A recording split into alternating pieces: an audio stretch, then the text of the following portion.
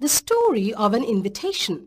Bertha Sutherland hurried home from the post office and climbed the stairs of her boarding house to her room on the third floor. Her roommate, Grace Maxwell, was sitting on the divan by the window, looking out into the twilight.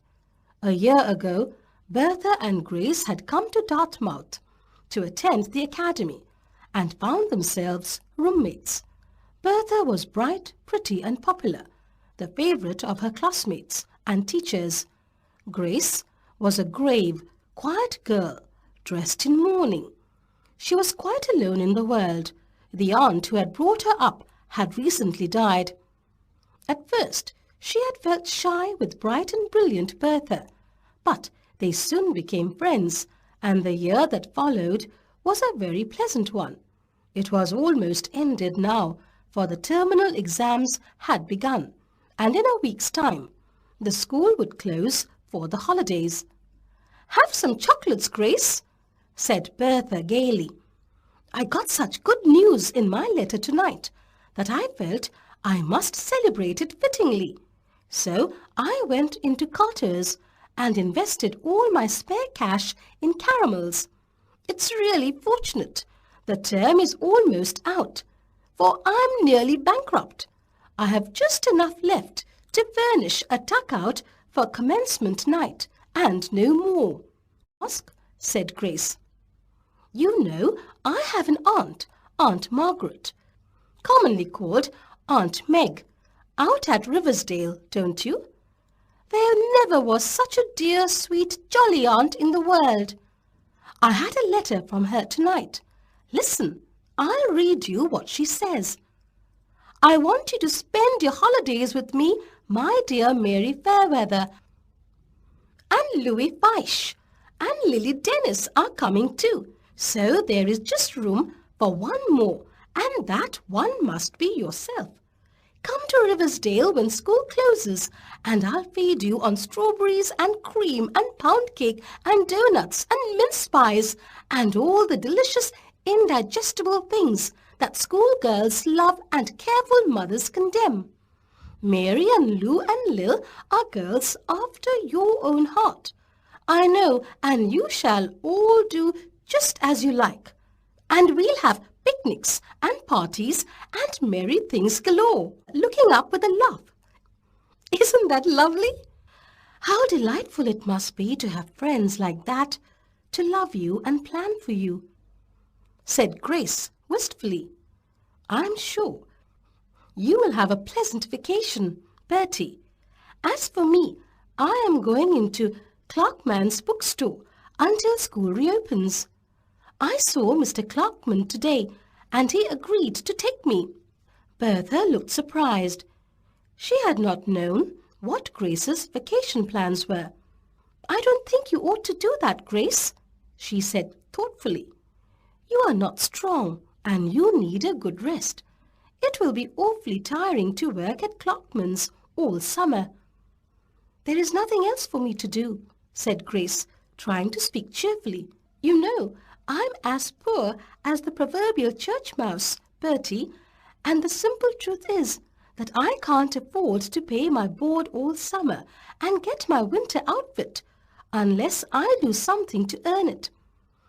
I shall be too busy to be lonesome, and I shall expect long, newsy letters from you, telling me all your fun, passing your vacation on to me at second hand, you see. Well, I must set to work at those algebra problems. I tried them before dark, but I couldn't solve them. My head ached, and I felt so stupid. How glad I shall be when exams are over. I suppose I must revise that senior English this evening," said Bertha absently, but she made no move to do so. She was studying her friend's face. How very pale and thin Grace looked, surely much paler and thinner than when she had come to the academy, and she had not by any means been plump and rosy then. "I believe she could not stand 2 months at Clarkman's," thought Bertha. "If I were not going to Aunt Meg's, I would ask her to go home with me, or even if Aunt Meg had room for another guest. I'd just write her all about Grace and ask if I could bring her with me. Aunt Meg would understand. She always understands, but she hasn't, so it can't be. Just then, a thought darted into Bertha's brain. "What nonsense!" she said aloud, so suddenly and forcibly that Grace fairly jumped. "What is?" "Oh, nothing much," said Bertha, getting up briskly. "See here, I'm going to get to work. I've wasted enough time." She curled herself up on the divan and tried to study her senior English. But her thoughts wandered hopelessly, and finally she gave it up in despair and went to bed. There she could not sleep. She lay awake and wrestled with herself. It was after midnight when she sat up in bed and said solemnly, "I will do it." Next day, Bertha wrote a confidential letter to Aunt Meg. She thanked her for her invitation and then told her all about Grace. "And what I want to ask Aunt Meg is that will you let me transfer my invitation to Grace and ask her to go to Riversdale this summer in my place? Don't think me ungrateful. No, I'm sure you won't. You always understand things.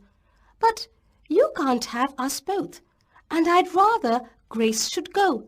It will do her so much good, and I have a lovely home of my own to go to, and she has none." Aunt Meg understood as usual and was perfectly willing.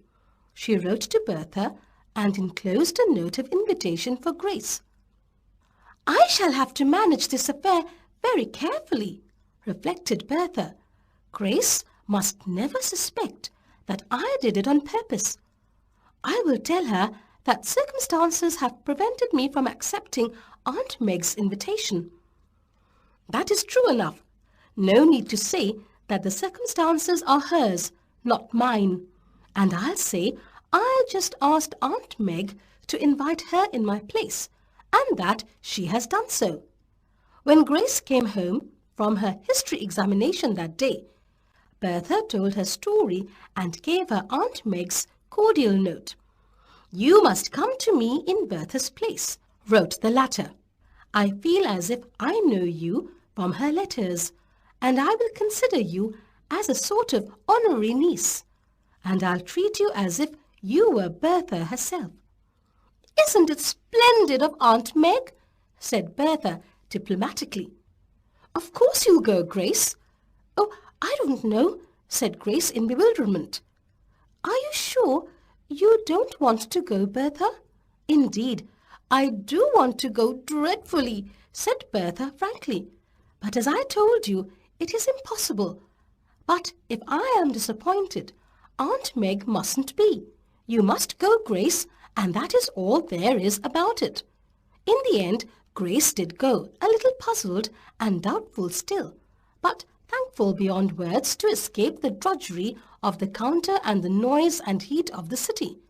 Bertha went home, feeling a little bit blue in secret. It cannot be denied, but also feeling quite sure that if she had to do it all over again, she would do just the same.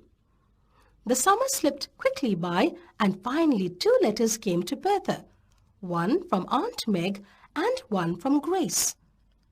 "I've had a lovely time," wrote the latter, "and oh, Bertie, what do you think? I am to stay here always. Oh, of course, I am going back to school next month, but this is to be my home after this. Aunt Meg, she makes me call her that, says I must stay with her for good." In Aunt Meg's letter was this paragraph: "Grace is writing to you and will have told you that I intend to keep her here. You know, I have always wanted a daughter of my own, but my greedy brothers and sisters would never give me one of theirs, so I intend to adopt Grace. She is the sweetest girl in the world, and I am very grateful to you for sending her here. You will not know her when you see her. She has grown plump and rosy. She has grown plump and rosy. Bertha folded her letters up with a smile. I have a vague, delightful feeling that I am the good angel in a storybook, she said.